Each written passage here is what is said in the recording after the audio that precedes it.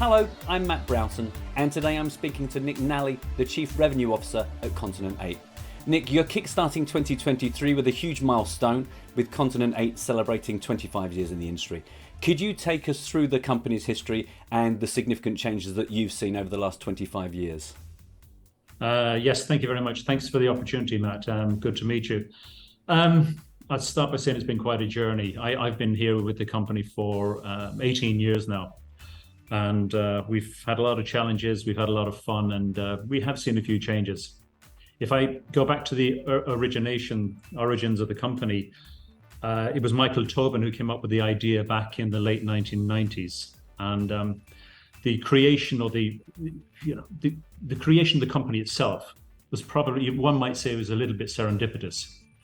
It was when Michael was working with the Mohawk tribe of Kahnawake, just south of Montreal, and an opportunity arose in this space. What resulted from that was the creation of a data center along with the Kahnawake Gaming Commission. So what that actually did was to provide a regulatory and a technological base for what was to be a nascent industry at the time. At the very same time, there was huge explosion in online gaming and specifically online poker. And from that data center, we established, I suppose, and worked with some of the very largest brands in the industry. And it really was an explosive growth. I hadn't met Michael until 2005 in Dublin when I was doing some work for the Irish government. I was consulting for them at the time. And Michael had come to Europe along with the team with the aim of setting up an operation in Europe. We eventually did work in Dublin, but we established the headquarters in the Isle of Man.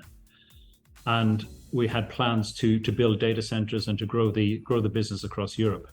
I might say it was probably accelerated by UEGA in October 2006, which caused a number of operators to leave the North American marketplace and look for places to work it out of Europe.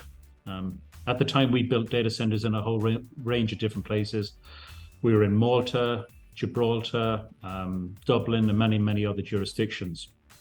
At the same time, we were interested in Asia, and in the mid, I suppose, 2015, 2016, we increased our presence in Asia to look after some of the requirements there. And all the time, we were probably working or thinking about the US market, and we started to come back into the US market in November 2013 when New Jersey brought in online gaming. And then for the next couple of years, we worked heavily in New Jersey, but post-PASPA in May 2018, we just saw an explosive growth with the sports betting and iGaming in a number of states. So today we're sitting over 80 locations around the world, all joined by one big global network, offering a range of different services. In terms of the company itself, we've seen great growth, and only this month we've passed 200 employees. You asked about some of the changes that we've seen. I suppose you only see change when you look back. You don't see change from a day-to-day basis. I would say the industry has grown up in a number of different ways, not just technologically, but also from a regulatory and awareness point of view. I think today we're much more aware as a society of the implications around online gambling. And I do have to, make a shout here to say that there's some great work being done in that area. And I suppose it's not just online gambling. I wouldn't single that out. I would say that in many other areas that we are experiencing some challenging times.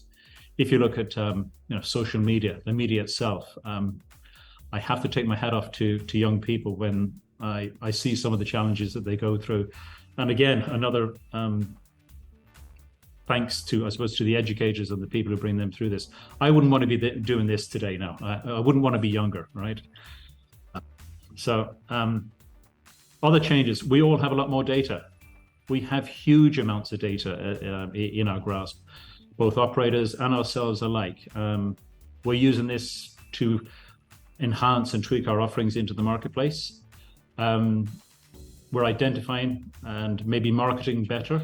And I see startup companies, especially in the US marketplace, which are entering the ecosystem built upon some great ideas.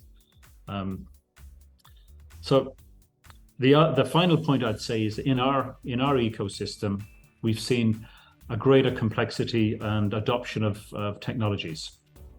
Okay, so if I take one example, the post PASPA, the US market was composed of a lot of companies that are built up in the cloud, and they're very comfortable in that environment. So what we saw was a shift in technology requirements around managed private cloud environments, our own regulated cloud, public regulated cloud environments, and access into hyperscalers. So, all of that to say security, major changes, all of it to say we've come a very long way. Indeed. Now, also worth comment is that EGR recently announced their Power 50, and you service about 3/4 of the top 20, which is an incredible accolade and shows the impact Continent 8 has within the gaming industry and indeed further afield. What is it you think that makes you the industry leaders in this area? Well, first and foremost, I should say that we're very proud and thankful for this position. We work with some incredible people and some amazing companies in this sector. And if you look back at our history, all the way from the early days that I've mentioned in Gonawage, we still continue to work with some of those iGaming suppliers and sportsbook operators. I might also add, if I can put another plug in here, we look after about 80% of the EGR Power US ranked companies. Okay, and again, some fantastic brands in there, and some of the exciting new entrants. So we've been fortunate, but we've got a great team behind us that continues to build and enhance its reputation. If I look at the reasons, I think the main reason is we've always been committed to this marketplace. We haven't just paid lip service to that, to the industry. We have gone into places that companies similar to ourselves would dare not to tread. Okay, and I mean that. And it's always been there to try and meet customer needs. If you take a look, for example, at the Gibraltar data center, we went in there in 2010. And this is a fantastic data center where history meets state-of-the-art technology. If you haven't seen it, I'd encourage people to organize a tour, and we'd be happy to bring you around that. But we invested millions in a live operational data center. We changed the electrical infrastructure, put in new generators, we put in new cooling infrastructure, enhanced the data halls all the time where customers were operating. It's a little bit like changing the tires on your car while it's actually going along the road. If to use probably a poor analogy, but you get the gist. In New Jersey, we worked tirelessly since 2013 with all kinds of different groups and stakeholders to bring a fully licensed data center into Atlantic City. Now, this was no mean feat, and we pumped in millions of dollars into a state-of-the-art data center, which we're continuing to expand today. In fact, we just opened up our third phase of that data center recently. And I bring these examples and other examples to the fore to say that, again, we've put our money behind the industry. One pen stroke in any jurisdiction can change it for us immediately. The regulatory requirements can change at a pen stroke, and then your business is, it could struggle.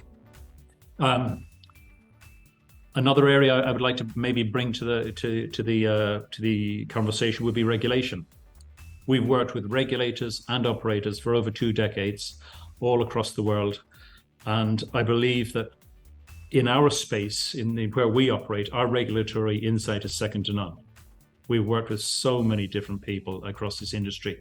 In the US alone, we continue to, when a new state begins to regulate, we're in there, we want to talk to regulators. If anything goes wrong at any stage, we want to be working inside the fence with regulators and operators. Okay, we want to bring pragmatic solutions, and we've been very successful in this area. And another example is our regulated gaming cloud, which we're continuing to release across the US into various markets.